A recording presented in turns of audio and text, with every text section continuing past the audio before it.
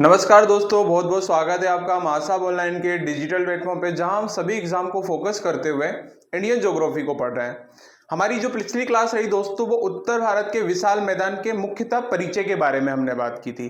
जो आज हमारी क्लास होने वाली है वो मेनली हमारी जो होगी भौतिक प्रदेश के रूप में हम किस हिसाब से विशाल मैदान को, उत्तर भारत के विशाल मैदान को डिवाइड करेंगे, विभाजन करेंगे दोस्तों। तो मैं इस पढ़ाने से पहले या आगे पढ़ने से पहले हम इसके जो पिछले वीडियो में हमने जो पढ़ा है उसके बारे में थोड़ा सा हम रिवीजन कर लेते हैं ताकि हम चीजों को रिलेट कर पाए। तो हमने वहां पे क्या देखा था दोस्तों, वहां पे हमने देखा था कि उत्तर भारत का विशाल जो मैदान है वो किस तरीके से इसका निर्माण हुआ है, निर्माण कैसे हुआ है, वो सारी चीजें हम देख लेते हैं, थोड़ा सा परिचय जान लेते हैं ताकि हम उस वीडियो से उसको लिंक कर पाए। तो आप यहाँ पे देख रहे होंगे, हम यहाँ पे मैप में देख रहे होंगे कि किस तरीके से उत्तर भारत का जो विशाल मैदान है वो फैला हुआ है दोस्तों। ठीक है, कहाँ कहाँ तक इसका विस्तार है। जैसे कि यहाँ से अगर बात करूँ तो ये उत्तर भारत का विशाल मैदान है। उत्तर भारत का विशाल मैदान, ये वाला हिस्सा जो है ना, ये मैदानी हिस्सा है जो कि हमारा राजस्थान से लेके राजस्थान, पंजाब, राजस्थान हो गया हमारा, राजस्थान, पंजाब, हरियाणा, दिल्ली, है ना, बिहार, यूपी, असम तक ये फैला हुआ है दोस्तों। ठीक है, पश्चिम बंगाल में भी इसका हिस्सा आता है।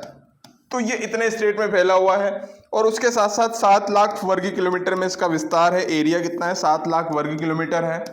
और उसी के साथ साथ यहाँ पे 7 लाख वर्ग किलोमीटर के साथ साथ ही यहाँ जो इसकी जो लंबाई है दोस्तों वो 3200 किलोमीटर के लगभग है। 3200 किलोमीटर के लगभग है। यहाँ पे ये चौड़ा है ना, पश्चिम की तरफ ये चौड़ा है और पूर्व की तरफ ये संकरा है, आपको मैप में भी दिख रहा होगा।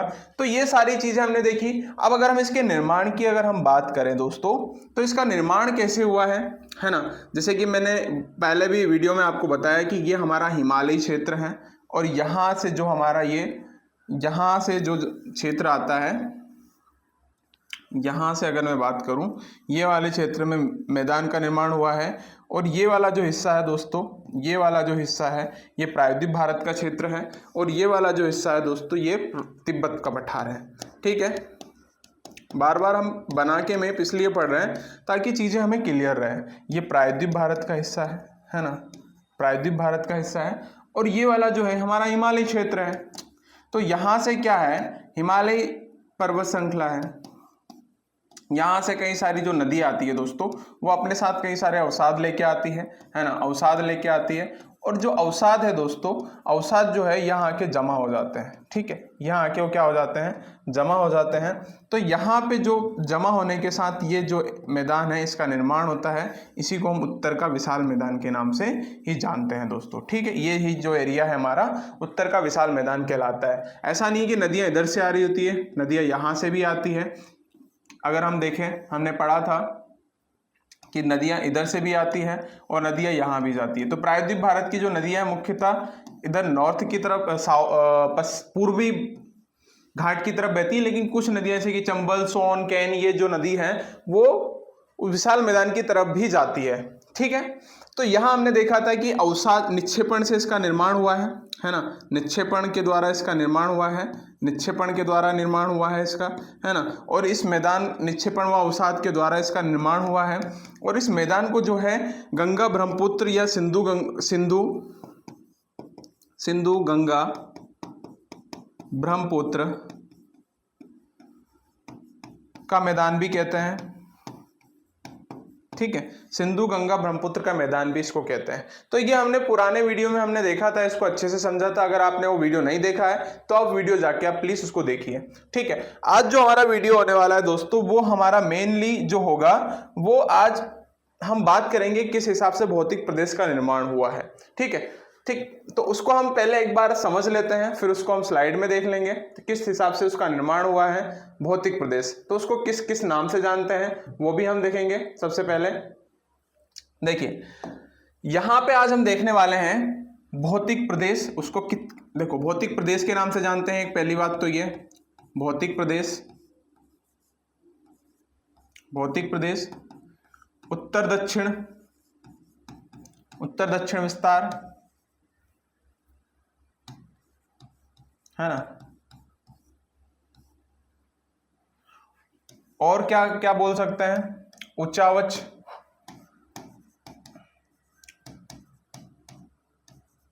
ठीक है, उचावच भी बोल सकते हैं उसको हम, क्योंकि जो हम आज पढ़ने वाले हैं भौतिक प्रदेश के बारे में वो कुछ इस तरह से होगा।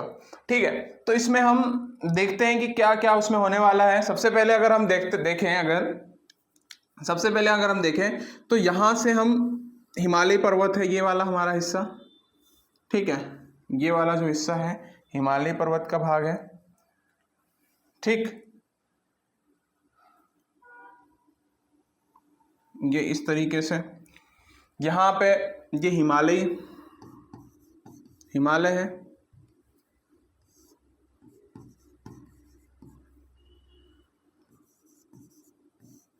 ओके। और यहां से कई सारी जो नदियां आती हैं दोस्तों, नदियां अपने साथ क्या लेके आती है, अवसाद लेके आती है, अवसाद लेके आती है नदियां अपने साथ, ठीक, यहां से नदियां अपने साथ अवसाद लेके आती है और यहां पे आके जो एक प्रदेश बनता है उसको हम बोलते हैं दोस्तों, उसको हम बोलते हैं खादर प्रदेश। इसको क्या बोला जाता है,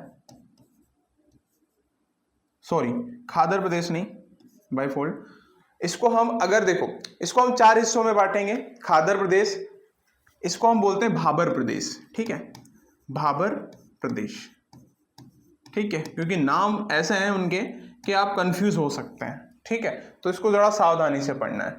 तो भाबर प्रदेश की क्या विशेषता है कि यहाँ पे जो नदियां होती है ना, नदियां क्या हो जाती है, नदियां यहाँ पे विलुप्त हो जाती है दोस्तों, क्या हो जाती है, विलुप्त हो जाती है। विलुप्त क्यों, कैसे हो जाती है, जैसे कि यहाँ पे बड़े बड़े नदियां अपने साथ साथ क्या बड़े बड़े कंकड़ पत्थर लेके आती है, तो जैसे इसमें से नदियां बह रही है तो इसकी जो पारगम्यता है, पारगम्यता वह अधिक है ना, पारगम्यता अधिक है, तो नदियां इसमें से बीच में से बह के चली जाती है और ये जो मैदान है वो अनउपजाऊ है, अनउपजाऊ है, मतलब कि यहाँ पे उपजाऊ नहीं है, अनउपजाऊ मैदान है ये, तो यहाँ पे कृषि नहीं होती है, मतलब बिल्कुल नहीं होती है।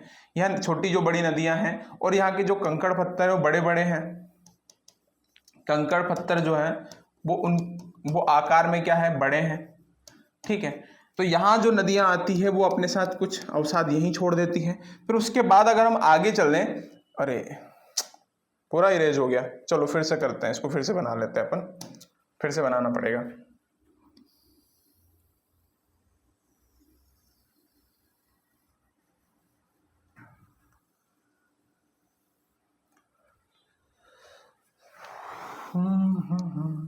ये देखो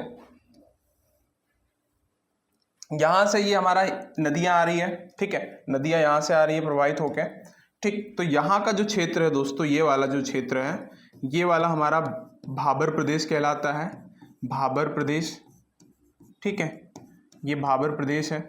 अब भाबर प्रदेश में हमने क्या देखा था, भाबर प्रदेश में पहला देखा था कि नदियां क्यों हैं, यहाँ पे नदी जो है यहाँ पे विलुप्त हो जाती है, पहला पॉइंट देखा, विलुप्त हो जाती है, और दूसरा पॉइंट देखा कि जो कृषि है यहाँ पे कृषि नहीं होती है, यहाँ पे कृषि नहीं होती है, यहाँ अनउपजाऊ क्षेत्र है, अनउपजाऊ है, यहाँ पे जनसंख्या भी कंपैरिजन कम है ना, ये पॉइंट भी आप लिख सकते हैं, जनसंख्या कम है, और उसके साथ साथ क्या लिख सकते हैं, और यहाँ पे भाबर प्रदेश में आप लिख सकते हैं कि यहाँ पे जो अवसाद होता है, अवसाद जो है, अवसाद बड़े बड़े हैं, पत्थर, यहाँ पे जो पत्थर कंकड़ है वो बड़े बड़े मात्रा में पाए जाते हैं।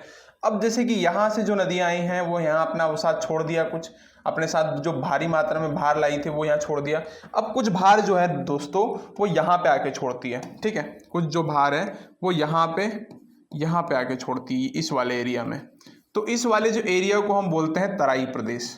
क्या बोलते हैं दोस्तों, तराई प्रदेश इसको हम बोलते हैं, क्या नाम से जाना जाता है, इसको हम तराई प्रदेश बोलते हैं। जो तराई प्रदेश है यह एक तो पहले तो दलदली क्षेत्र होता है, दलदली क्षेत्र होता है, और दलदली क्षेत्र होने से यहाँ पे क्या मच्छर ज़्यादा पाए जाते हैं, अगर मच्छर पाए जाएंगे तो बीमारी होगी, है ना, ठीक है, और दूसरी चीज़ यहाँ जो है नदियाँ वापस से निकल के आ जाती है, नदी जो है दृश्यमान होती है दोस्तों, यहाँ पे दृश्यमान होती है, नदियाँ क्या होती है, दृश्यमान होती है। यहाँ उपजाऊ क्षेत्र है, उपजाऊ क्षेत्र है, यहाँ पे जैव विविधता है, ठीक है, जैव विविधता पाई जाती है। जैसे कि यूपी के जो दुधवा नेशनल पार्क यहीं पे इसी वाले एरिया में है, दुधवा नेशनल पार्क, ठीक है। और तराई प्रदेश में जो बाकी सारी जो नदियां हैं वो आके दिखने लगती है। अब यहाँ पे क्या है, यहाँ पे जो कण है, कंकड़ पत्थर है, यहाँ पे जो कंकड़ पत्थर देखे थे हमने वो बड़े थे, हाँ बड़े थे, पर लेकिन यहाँ के जो कंकड़ पत्थर हैं वो क्या है, महीन है दोस्तों, है ना, महीन है, मतलब कि छोटे हैं, छोटे कंकड़ पत्थर है। अब देखो यहां से आगे जब हम बढ़ते हैं तो ये वाला जो एरिया है ये जलोढ़ मैदान कहलाता है, ठीक है। एक तो हमारा भाबर प्रदेश हो गया, इस दोनों को हम जो बोलते हैं, ये जो होता है हमारा, एक हमारा खादर होता है, खादर प्रदेश, इसको हम बोलते हैं खादर प्रदेश। पेन दूसरा यूज कर लेते हैं ताकि थोड़ा कंफ्यूजन ना हो, इस वजह से, है ना। ये वाला जो एरिया है, ये वाला जो एरिया है ना दोस्तों, इसको हम खादर प्रदेश बोलते हैं, खादर प्रदेश, जहां पे वर्ष मतलब कि यहाँ पे हर साल, प्रत्येक वर्ष यहाँ पे क्या आती है, प्रत्येक वर्ष यहाँ पे बाढ़ आती है दोस्तों, प्रत्येक वर्ष बाढ़ आती है। और दूसरी चीज यहाँ उपजाऊ होता है, उपजाऊ तो होता ही है, ठीक है। यहाँ पे जनसंख्या अधिक निवास करती है। और ये वाला जो क्षेत्र है दोस्तों, ये वाला क्षेत्र कौन सा है, ये वाला जो क्षेत्र है दोस्तों, इसको हम बोलते हैं बांगर प्रदेश। ये इसको हम पुरानी जो मिट्टी जो होती है, पुरानी होती है यहाँ पे, क्योंकि यहाँ पे बाढ़ जो होती है दोस्तों, पुरानी जलोढ़ मिट्टी होती है, पुरानी जलोढ़ मिट्टी होती है, ठीक है, पुरानी जलोढ़ मिट्टी होती है, क्योंकि यहाँ पे जो बाढ़ है 2 वर्ष में एक बार या फिर हर साल नहीं आती है ना। और यहाँ पे क्या है, यहाँ पे नवीन जलोढ़ होता है। अगर आपसे पूछ ले कि गादर और बांगर में से कौन सा जलोढ़ मिट्टी है, तो हमारा जो है खादर वो नवीन जलोढ़ है, ठीक है, नवीन जलोढ़ मिट्टी है ये। इतना क्लियर है दोस्तों आपको। यहाँ पे प्रत्येक वर्ष बाढ़ आती है, लेकिन ये वाला जो रीजन है दोस्तों, ये वाला जो रीजन है, इस वाले जो रीजन में यहाँ पे बाढ़ जो होती है वो हर 3 साल या 4 साल में आती है, इसलिए यहाँ की जो मिट्टी है उतनी उपजाऊ नहीं होती जितनी उपजाऊ यहाँ पे खादर प्रदेश की होती है। इतना क्लियर है आपको। आप इसका स्क्रीनशॉट भी ले सकते हैं। ये हमारा हिमालय है, हिमालय से जो भी नदियां बह के आती है वो इस तरह की आकृति बनाती है, ठीक है। आगे हम स्लाइड में भी देखने वाले हैं, इसमें काफ़ी चीज़ें हमने देखी है दोस्तों। स्लाइड में हम देखेंगे कि इसमें क्या क्या हमने इसमें कंप्लीट किया है, ठीक है। चलो आगे चलते हैं, हम स्लाइड में हम देख लेते हैं कि क्या किस हिसाब से इसमें चीज़ें होंगी, ठीक है। आगे हम बढ़ते हैं। हाँ देखो, इसमें हम क्या क्या देखने वाले हैं दोस्तों, मिट्टी की विशेषता और ढाल के आधार पर इसका वर्गीकरण है। मतलब कि मिट्टी की विशेषता है, क्योंकि हमने मिट्टी के बारे में देखा कहाँ पे कौन से पत्थर है, कंकड़ पत्थर के बारे में। तो हम इसमें क्या क्या देखेंगे, हमने देखा सबसे पहले भाबर प्रदेश के बारे में देखा हमने। भाबर प्रदेश के बाद तराई प्रदेश, बांगर और खादर।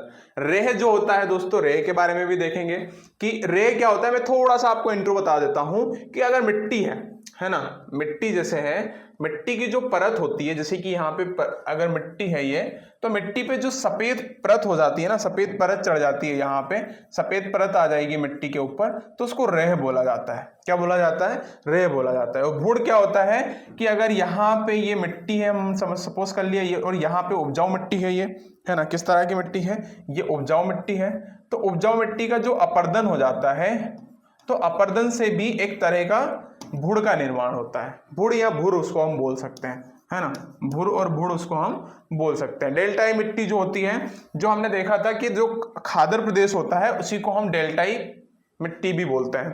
क्लियर है। हम इसको अभी और भी अच्छे से देखेंगे अभी, है ना, मैप में हम और भी अच्छे, सॉरी यहाँ पे हम स्लाइड में और भी अच्छे से जानेंगे क्या क्या होता है। सबसे पहले हम भाबर प्रदेश को देखते हैं। तो विशाल मैदान की जो उत्तरी सीमा पर जो है, ये यहाँ से कट कर लेना, मलबे और मोटे कंकड़ों के मिश्रण से बने मैदान को इन्हें भाबर प्रदेश कहते हैं। मतलब कि यहाँ तो जो कंकड़ पत्थर है वो बड़ी भारी मात्रा में पाए जाते हैं और बड़े बड़े भारी होते हैं, ठीक है, भारी मात्रा में भी पाए जाते हैं और बड़े भारी होते हैं, इतना सा क्लियर रखना आप। और ये उत्तरी सीमा में होते हैं, जैसे कि अगर हम बात करें तो ये उत्तर वाला इलाका और ये साउथ वाला, ये नॉर्थ और ये साउथ, ठीक है। तो उत्तरी सीमा में जो है वो भाबर प्रदेश स्थित है, ठीक है। इन भूभागों में छोटी नदियों का जल सामान्यतः कंकड़ पत्थर के ढेर के नीचे ही प्रवाहित होता है ना, ठीक है। यहाँ पे जो एरिया है ये तो यहाँ पे पारगम्यता ज्यादा है, तो नदियां यहाँ पे दिखती नहीं है पत्थरों में आके, ठीक है। जबकि बड़ी नदियों का जल धरातल पर ही प्रवाहित होता है, मतलब कि जो बड़ी नदियां हैं वो तो थोड़ी दृश्यमान होती है, लेकिन जो छोटी छोटी नदियां हैं जिनमें कम पानी प्रवाहित होती है, छोटी और बड़ी नदियों की कोई परिभाषा ऐसा नहीं है डेफिनेशन, लेकिन जिनके साथ जिनकी जल ग्रहण क्षमता ज्यादा होती है उनको बड़ी नदियां बोल दिया जाता है, जिनकी जल ग्रहण क्षमता कम होती है उनको छोटी नदियां बोल जाता है, ठीक है। तो यहाँ पे बहुत सारी नदियां विलुप्त हो जाती है, बड़ी नदियां नहीं होती हैं, ठीक है। इतना क्लियर है, आगे बढ़े चलो। तो यहाँ पे मेनली यही था, ठीक है। आगे हमने उसमें देख लिया था, काफी चीजें देख ली थी, ठीक है। आज तराई प्रदेश क्या होता है, तराई प्रदेश क्या होता है, तो तराई प्रदेश का निर्माण जो है बारीक कंकड़ से हुआ है ना, बारीक कंकड़ महीन पत्थर से हुआ है, रेत तथा चिकनी मिट्टी से हुआ है। यह भाबर प्रदेश के दक्षिण दलदली क्षेत्र में है, मतलब ये आपको ध्यान रखना है कि किसके दक्षिण में और किसके उत्तर में क्या चीज है, ठीक है। जहां भाबर प्रदेश में धरातल के नीचे जल प्रवाहित होता है, वही तराई क्षेत्र में पुनः धीरे धीरे जो धरातल पर प्रवाहित होने लगता है, मतलब कि जो जल भाबर प्रदेश में, जैसे कि हमने देखा था कि यहाँ पे भाबर प्रदेश है और नदियां इनके बीच में से जा रही है, तो अगर ये तराई प्रदेश आ गया है ना, ये तराई प्रदेश आ गया, तो यहाँ पे जो कण है वो छोटे छोटे हैं, तो नदियां क्या होती है, विद्यमान होती हैं, दृश्यमान होती है यहाँ पे, ठीक है। इतना क्लियर है, चलो आगे कौन सा है, मतलब यहाँ पे स्लाइड में सिर्फ हमें पढ़ना ही है, ज्यादा कुछ नहीं है इधर, ठीक है। बांगर प्रदेश क्या होता है, बांगर प्रदेश में क्या होता है, यहाँ उच्च भूभाग है जहां नदियों का पानी नहीं पहुंच पाता है। देखो पानी बाढ़ मतलब वर्षा तो हमेशा होती है, लेकिन कुछ क्षेत्र ऐसे होते हैं जहां पे वर्षा का पानी हर वर्ष नहीं पहुंच पाता है, ठीक है। वर्षा का पानी हर साल नहीं पहुंच पाने की वजह से जिस क्षेत्र का निर्माण होता है उसको हम बांगर प्रदेश बोलते हैं, और जहां वर्षा का पानी हर साल पहुंचता है उसको हम खादर प्रदेश बोलते हैं, वो हम पे देखेंगे। देखो बांगर भूमि प्राय पंजाब बांगर का नाम बेट और उत्तर प्रदेश में पाई जाती है, ठीक है। आगे हम देखते हैं, आगे हमारा है कि खादर प्रदेश, जिस भूभाग में नदियों की बाढ़ का पानी प्रत्येक वर्ष पहुंचता है उसे खादर प्रदेश कहते हैं। इस नदियों के मैदान या कछारी प्रदेश भी कहते हैं, ठीक है। इनके मैदान को जो होते हैं हम कछारी प्रदेश भी इनके नाम से भी इनको जानते हैं। बिहार उत्तर प्रदेश में खदारी भूमि प्रधानता पाई जाती है, मतलब कहाँ पे, बिहार और उत्तर प्रदेश, क्योंकि बाढ़ भी ज्यादातर आपने सुना होगा, न्यूज में सुना होगा कि बिहार और यूपी में ज्यादा बाढ़ आती है। और बाढ़ आने का मेन रीजन क्या होता है कि अगर देखो यहां पे अगर हम बात करें ये वाले रीजन की, तो यहां से अगर बाढ़ आई है तो जैसे कि यहाँ पे कंकड़ पत्थर है, यहाँ पे अवसाद जमा कर दिए, तो अवसाद जमा होने की बात क्या होती है, नदियां जैसे कि यहाँ से आ रही है, अवसाद यहाँ जमा हो गए बहुत सारे, तो नदियां क्या होती है अपना मार्ग परिवर्तित कर लेती है। मार्ग जब परिवर्तित करेंगी तो यहाँ पे इस वाले एरिया में बाढ़ आएंगी, मतलब कि जो स्पेशल अगर जाने की जो जगह थी नदी की, उस जगह से उसने क्या मार्ग परिवर्तित कर लिया, तो जो नदी ज्यादा मार्ग परिवर्तित करती है उसमें ज्यादा बाढ़ आती है दोस्तों, क्लियर है। तो बिहार उत्तर प्रदेश जो राज्य है हमारे, वहां पे ज्यादा बाढ़ आती है और बाढ़ आने की जगह को ही हम खादर प्रदेश बोलते हैं, ठीक है, या कछारी प्रदेश बोलते हैं, ठीक। आगे इसमें दो टर्मोलॉजी और देके रखी है। रेह क्या होता है अब रेह के बारे में हम देखते हैं कि बागर प्रदेश के सिंचाई कार्यों की अधिकता वाले क्षेत्रों में जहां पे सिंचाई ज्यादा होती है दोस्तों, ठीक है, क्या, जहां पे सिंचाई, जैसे यूपी हम देखते हैं, यूपी के साथ साथ पंजाब वाला भी क्षेत्र हम देखते हैं, तो वहां पे ज्यादा से ज्यादा सिंचाई होती है। कहीं कहीं भूमि पर एक नमकीन सफेद परत बिछ जाती है। जो लोग गांव से होंगे या फिर किसान होंगे उनको बहुत अच्छे से पता होगा कि आप अगर ज्यादा से ज्यादा अगर आप सिंचाई करते हैं तो जो परत होती है जो उस पे आपको एक सफेद सफेद मिट्टी जमी होती है ना, एक परत जम जाती है, उस परत को ही रेह बोला जाता है। क्लियर है, क्या बोला जाता है, रेह बोला जाता है। इस परत वाली मिट्टी को रेह या कल्लर बोलते हैं, कल्लर है ना, कल्लर बोला जाता है। अनुपजाऊ मृदा उत्तर प्रदेश और हरियाणा के जो शुष्क प्रदेश भाग इसके विशिष्ट उदाहरण है, मतलब कि जो शुष्क भाग होता है वो इसके विशिष्ट उदाहरण माने जाते हैं, ठीक है। आगे चलें, चलो भूड़ देख लेते हैं। भूड़ या भूड़ इसके नाम से भी जाना जाता है। बागर भूमि, देखो ये क्या था, ये खादर में था, ये भी बांगर में था, सॉरी ये भी बांगर में है। बांगर भूमि में पाए जाने वाले बालू के ढेर भूड़ कहलाते हैं। मतलब देखो यहां पे अगर अब एक छोटा सा मैं एग्जांपल आपको बताऊं, ठीक, क्या एग्जांपल क्या है कि जो जलोढ़ मैदान है, जलोढ़ मैदान को दो भागों में बांटा, जलोढ़ मैदान को दो भागों में बांटा। कौन कौन से भागों में बांटा, एक तो हमारा बांट दिया हमने खादर प्रदेश में, है ना, और एक बांट दिया हमने बांगर प्रदेश में। क्योंकि यहाँ पे खादर प्रदेश में जो होती है नवीन जलोढ़ होता है। एग्जाम्पल में यहाँ पे इनके बीच में अंतर भी पूछने को मिल सकता है। नवीन जलोढ़ होता है, नवीन मिट्टी होती है यहाँ पे, और यहाँ पे पुरानी होती है। ठीक है, पुरानी। और देखो बांगर प्रदेश को भी दो भागों में बांटा गया है, एक तो यहाँ पे रेह और एक भूड़। अब रेह क्या होता है कि मिट्टी पे सफेद परत का चढ़ना, सफेद या नमकीन परत, है ना। और भूड़ क्या होता है कि जब अपर्दन के बालू के ढेर भूड़ कहलाते हैं, जहां पे जिसका प्राय गंगा और रामगंगा। इसमें मैं आपको बता देता हूं कि जैसे कि ये मिट्टी है, ठीक है, और यहां से इसका क्या हो गया है, इरोजन हो गया है, ठीक है, ये कट गई है, तो उससे जो जिस तरह का मैदान बनता है, जिस तरह का क्षेत्र बनता है, उसको भूड़ प्रदेश बोलते हैं। ठीक है, तो इसका जैसे बागर भूमि में पाए जाने वाले बालू के जो ढेर होते हैं भूड़ कहलाते हैं। इसका जमाव प्राय गंगा और रामगंगा नदियों के प्रवाह क्षेत्र में अधिक होता है। ठीक है, आपको यहाँ पे समझ में आया होगा। एक बार अगर मैं आपको बताऊं तो फिर से एक बार बता देता हूं, थोड़ा सा यहाँ पे एकदम क्विकली बता देता हूं कि जो हमारा भौतिक प्रदेश है दोस्तों, भौतिक प्रदेश, फिर से थोड़ा सा मैं इसको जल्दी से आपको क्लिक करवा देता हूं। क्या है, एक हमारा था खादर प्रदेश, है ना, सबसे ऊपर जो था वो हमारा भाबर प्रदेश था। क्या था, भाबर प्रदेश, भाबर प्रदेश। उसके बाद जो था हमारा तराई प्रदेश, क्या था, तराई प्रदेश।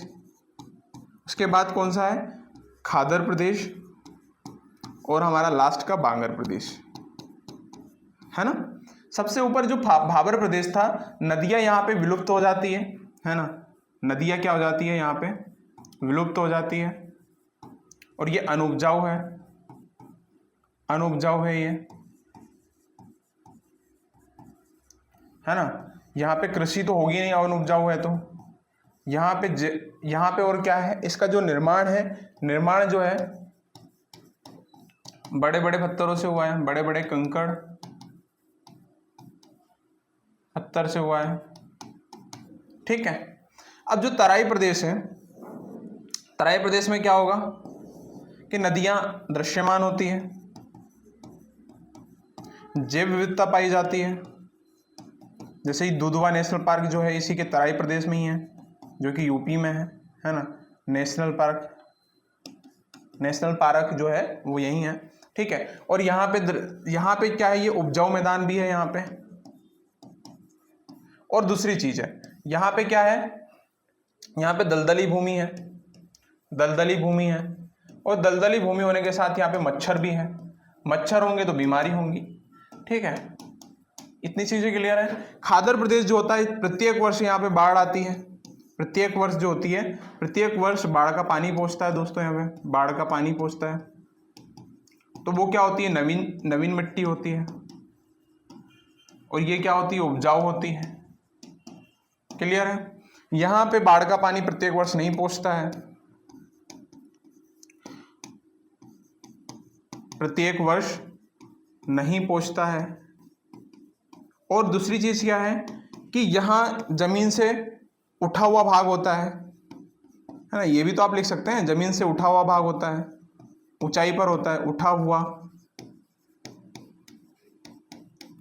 ठीक, इतनी सारी चीजें क्लियर हो गई आपको। बांगर प्रदेश में क्या होते हैं, दो प्रदेश होते हैं, रेह और भूड़ प्रदेश। रेह क्या होते हैं, रेह जो होता है कि मिट्टी पे जो एक सफेद नमकीन परत चढ़ जाती है उसको रेह बोलते हैं, भूड़ जो बालू के रेत को भूड़ बोलते हैं। आई होप आपको ये वीडियो पसंद आया होगा और आपको चीजें क्लियर भी हुई होगी। अगर आपको वीडियो अच्छा लगा हो तो आप इसको लाइक कीजिए, और सब्सक्राइब तो आपने कर ही लिया होगा। ठीक है, तो अब मिलते हैं नेक्स्ट वीडियो में नेक्स्ट टॉपिक के साथ। आपका बहुत बहुत धन्यवाद। Thank you so much.